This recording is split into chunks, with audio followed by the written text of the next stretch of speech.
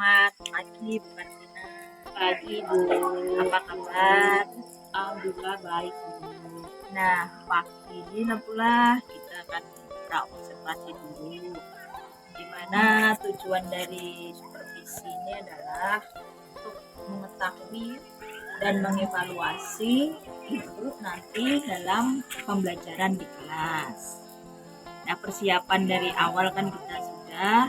Tujuan dari pembelajaran ibu apa, Bu? Tujuan pembelajaran saya yang pertama menganalisis interaksi antara makhluk hidup dan lingkungannya. Kemudian tujuan yang kedua untuk mengetahui dampak eksploitasi hutan atau ekosistem, terutama perburuan liar oleh hutan di hutan Kalimantan. Kemudian tujuan yang ketiga untuk menganalisis, mencari solusi, Bu, bagaimana caranya untuk mengendalikan perburuan liar di hutan Kalimantan, terutama perburuan terhadap orang hutan. Berarti ada 3 tujuan dari pembelajaran ibu ya. Nah, untuk di sini Bu, area pengembangannya kayak apa ibu nanti pembelajaran? Area pengembangannya di situ saya ingin supaya siswa dan juga saya dalam proses pembelajaran itu lebih melek IT, Bu.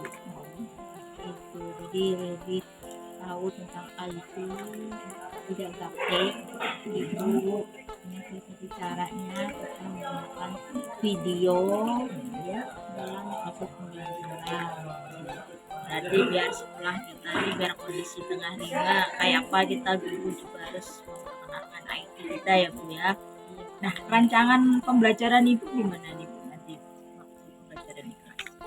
Nanti rencananya model itu menggunakan model PBL ya, berbasis masalah ya, masalah yang kontekstual yang real, yang nyata, jadi yang nyata Iya, berarti memang konteks kita nanti daerah kita ini yang lain dengan yang di kota ya. Jadi Iya. siswa kita lain. Media pembelajaran ibu nanti medianya nanti berupa saya tampilkan gambar yang berupa yang tadi itu gambar presentasi ya gambar-gambar. kemudian video tentang perburuan liar. Nah, mantap sekali nanti tuh kayak berarti gambar-gambar. Kapan mau dilaksanakan Bu, untuk pembelajaran di kelas ini nanti? Rencananya hari Minggu. Hari ini. Iya. Jadi mudah-mudahan nanti siswa kita juga semangat ya Bu ya. Jadi apa kita ini dulu di pedesaan tetap semangat untuk mencerdaskan anak-anak kita. Jadi tidak kalah dengan orang-orang di kota. Terima kasih ya Bu ya untuk waktunya. Nanti saya akan mengikuti pembelajaran Ibu di kelas. Terima kasih Bu. Selamat pagi. Selamat siang semuanya. Selamat siang. Apa kabarnya anak-anak? Baik. Alhamdulillah. Alhamdulillah. Sehat, syukur. Kita masih diberikan kesehatan oleh Tuhan yang Maha Esa.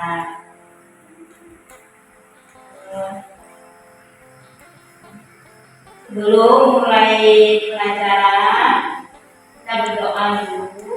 Semoga pelajaran kita hari ini diberi kelancaran, kemudahan dan keberkahan oleh Allah Subhanahu wa Ta'ala.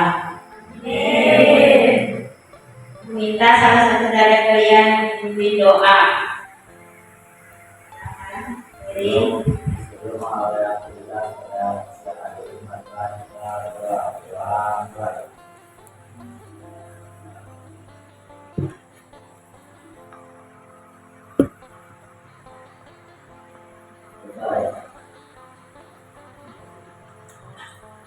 Sekarang ibu kehadiran kalian ya.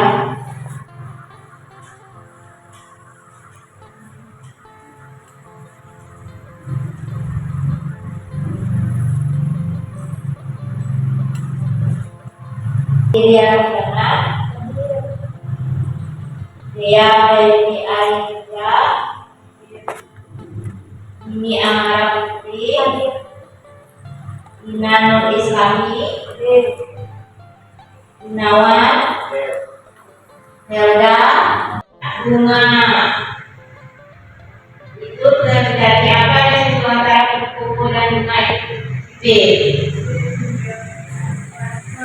Ya, terjadi simbiosis mutualisme, jadi interaksi antara komponen biotik dan atribut. Mana simbiosis mutualisme itu apa? Ada yang tahu? Simbiosis yang saling membutuhkan dan kupu-kupu memperoleh madu dari bunga, kemudian bunga bisa melakukan penyedukan dengan bantuan kupu. Jadi terjadi interaksi mutualisme, interaksi saling membutuhkan. Kemudian gambar yang kedua, lihat enggak? Itu adalah gambar apa itu? Belalang dan kupu. Belalang dan kupu-kupu. Mereka berdua sedang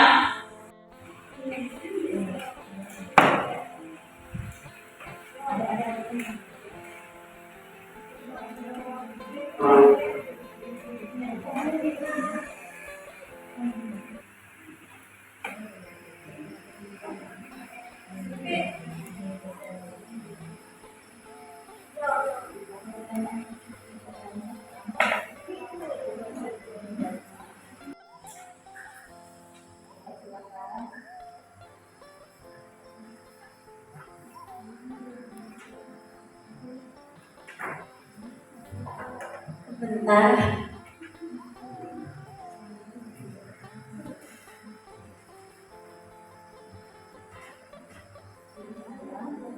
Dari pengamatan video tersebut, bagaimana pengaruh penggunaan populasi orang hutan terhadap keseimbangan ekosistem hutan? Apa demikian? Karena kepunahan populasi orang hutan yang dilindungi memiliki pengaruh negatif terhadap keseimbangan ekosistem hutan. Karena kepunahan populasi orang hutan juga dapat berdampak buruk terhadap keseimbangan ekosistem hutan karena beberapa alasan. Yang pertama, pengurangan keanekaragaman hayati. Hewan yang dilindungi seringkali memegang peran penting dalam ekosistem mereka. Penyelundupan dapat mengurangi jumlah individu dalam spesies tersebut yang bisa menyebabkan penurunan keanekaragaman hayati.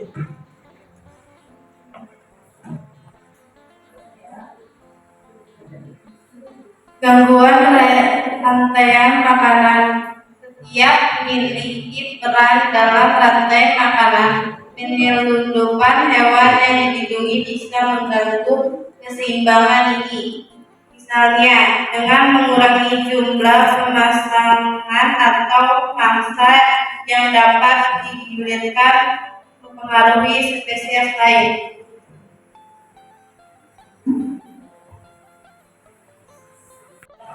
Untuk memberi penguatan mengenai hasil presentasi kalian tadi, bahkan memberikan penguatan ya, yaitu mengenai pertanyaan pertama tadi dari video yang kalian amati, bagaimana pengaruh kepunahan orang hutan itu terhadap pengaruh kepunahan populasi orang hutan terhadap keseimbangan ekosistem. Tentu sangat berpengaruh ya, dengan musnahnya orang hutan itu sangat berpengaruh terhadap keseimbangan ekosistem.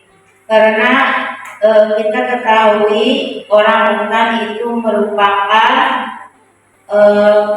penyebar benih tanaman di hutan. Jadi orang hutan itu membantu dalam menyebarkan benih tanaman di dalam hutan yang sangat luas. Dengan adanya orang hutan yang menyebarkan benih itu, jadi di hutan itu akan tumbuh banyak tanaman-tanaman baru dari hasil penyebaran benih oleh orang hutan itu. Kalau orang hutannya punah, tentu akan mengurangi penyebaran benih ya. Kemudian orangutan merupakan konsumen tingkat pertama di dalam rantai makanan. Kalau orangutan itu musnah, tentunya akan mengganggu rantai makanan ya. Jadi karena konsumen pertamanya itu musnah, jadi akan berpengaruh terhadap keseimbangan di dalam ekosistem itu. Kemudian pelajaran hari ini dengan doa, minta ya kalian memimpin doa. Teman-teman suruh kita pulang, maya kita berdoa menurut agama dan kepercayaan kita masing-masing. Berdoa mulai.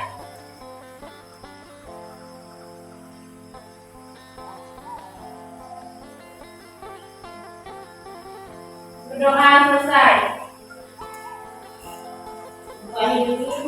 Pembelajaran hari ini ucapkan terima kasih atas partisipasinya. Semoga pembelajaran kita hari ini mendapat manfaat dan keberkahan dari Tuhan Yang Maha Esa. Baik, assalamualaikum warahmatullahi wabarakatuh.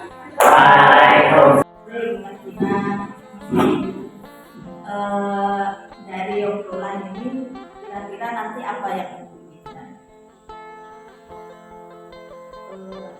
Mengenai apa? Mengenai pembelajaran kita yang akan kita bahas,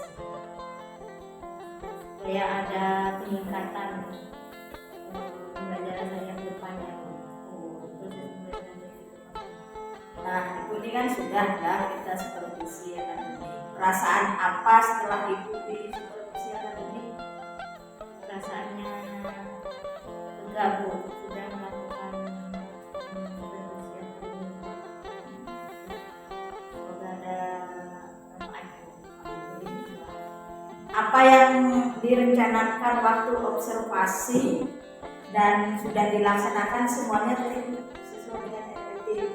Iya bu. Untuk tujuan yang sudah ibu di RPP itu sudah tercapai ya bu, waktu kita pembelajaran di kelas tadi ini. Iya bu, sudah tercapai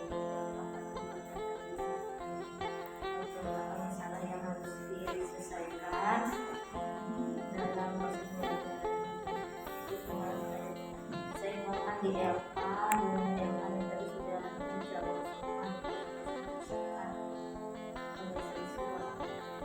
apa yang ibu rasakan, yang ibu kiranya sudah baik dan yang ibu rasa yang masih kurang waktu pembelajarannya. Yang sudah baik itu siswa kayaknya meskipun itu sudah tengah hari ya bu ya, dan pembelajarannya tapi siswa masih antusias mengikuti pembelajarannya dengan model pembelajaran yang mengaktifkan siswa. Biasanya siswa ngantuk kalau kita ceramah terus menyampaikan pembelajarannya, tapi kalau mereka yang aktif diskusi, kayaknya mereka semangat itu bisa belajar memberikan tujuan. Tapi kalau yang pasti ya ada kekurangannya bu, mungkin dalam beberapa waktu masih harus disiapkan lagi. Kemudian ada anak-anak yang masih belum aktif, dan saya kasih lagi supaya mereka aktif lagi, lebih berani lagi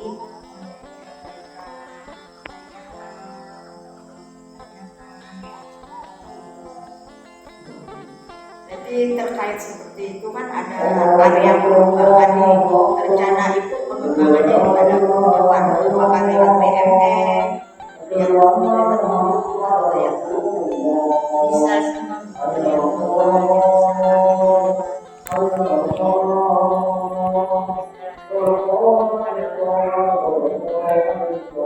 kapan kira-kira itu bisa kayak PMN di YouTube itu kira-kira selonggarnya waktu itu. Selama ini sumber inspirasi Bu dalam mengajar atau dalam pembelajaran di kelas gitu, menurut Ibu? Yang menjadi sumber inspirasi saya Iya. guru yang itu Bu, yang bersemangat mengajar meskipun mereka di pelosok tapi tetap bersemangat mengajar.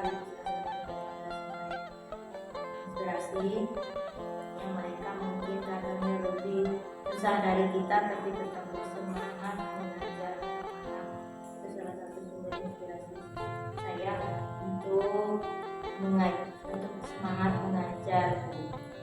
Jadi di balik kita yang di desa ini ada yang lebih dari kita, itu yang membuat Ibu Iya. semangat ya. Iya, Ibu, ini yang terakhir nih, apa yang mengganjal di pikiran Ibu selama ini dalam pembelajaran yang Ibu laksanakan selama ini, selama menjadi guru gitu?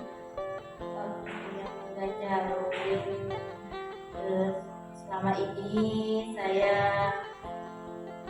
masih kurang inovatif dalam membuat model-model pembelajaran. Saya masih kurang kreatif dan inovatif, jadi perlu saya tingkatkan lagi.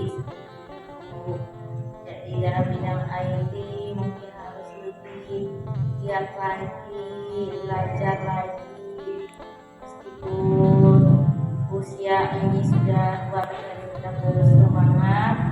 Kemudian kadang itu melihat anak-anak yang kurang bersemangat itu salah satu yang membuat saya belajar pemikiran saya.